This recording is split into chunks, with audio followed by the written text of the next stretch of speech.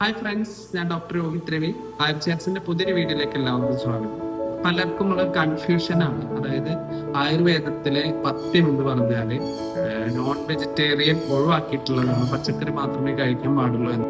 പഥ്യം അല്ലെങ്കിൽ അതിന്റെ ഓപ്പോസിറ്റ് ആയിട്ടുള്ള എന്താണ് ആ പഥ്യം എന്ന് പറയുന്നത്? ഒരു അസുഖത്തിന് പഥ്യമായിട്ടുള്ള കുറച്ച് കർമ്മങ്ങൾ, വെറും മരുന്ന് മാത്രമല്ല, അയാൾ ശീലിക്കേണ്ട കുറച്ച് കാര്യങ്ങൾ അല്ലെങ്കിൽ ഭക്ഷണത്തിൽ ഉൾപ്പെടുത്തേണ്ട കുറച്ച് കാര്യങ്ങളാണ് പഥ്യത്തിലൂടെ നിർദ്ദേശിക്കുന്നത്.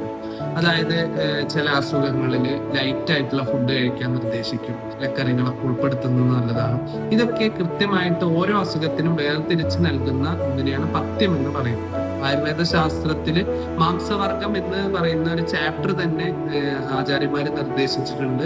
അതിൽ കൃത്യമായിട്ട് തന്നെ ഓരോ മാംസത്തിന്റെയും ഗുണങ്ങള്, അത് ഏതൊക്കെ രീതിയിൽ ഉപയോഗിക്കാം, ഏതൊക്കെ അസുഖങ്ങളിൽ അത് ഉപയോഗിക്കാം, അതുപോലെ തന്നെ ഏതൊക്കെ അസുഖങ്ങളിൽ അത് ഒഴിവാക്കണം എന്നൊക്കെ കൃത്യമായിട്ട് അഷ്ടാംഗ ഹൃദയത്തിലും സുശ്രുത സംഹിതയിലൊക്കെ നിർദ്ദേശിച്ചിട്ടുണ്ട്.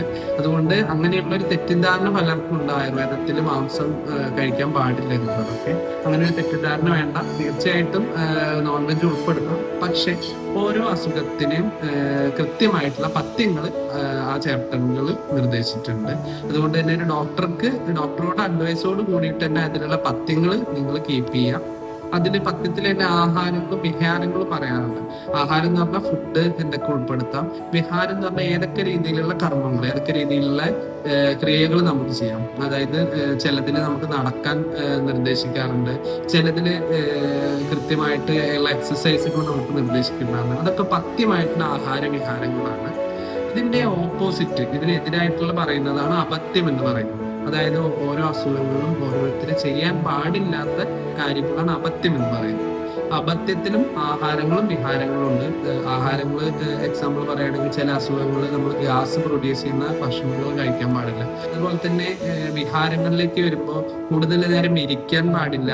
ചില അസുഖങ്ങൾ പകലുറക്കം നമ്മളെ ശാസ്ത്രത്തിൽ കോൺട്രാ ഇൻഡിക്കേറ്റഡ് ആയിട്ട് പറയാറുണ്ട്. ചില അസുഖങ്ങളിൽ ആ പ്രശ്നങ്ങൾ കൂട്ടും പകലുറങ്ങിയാൽ.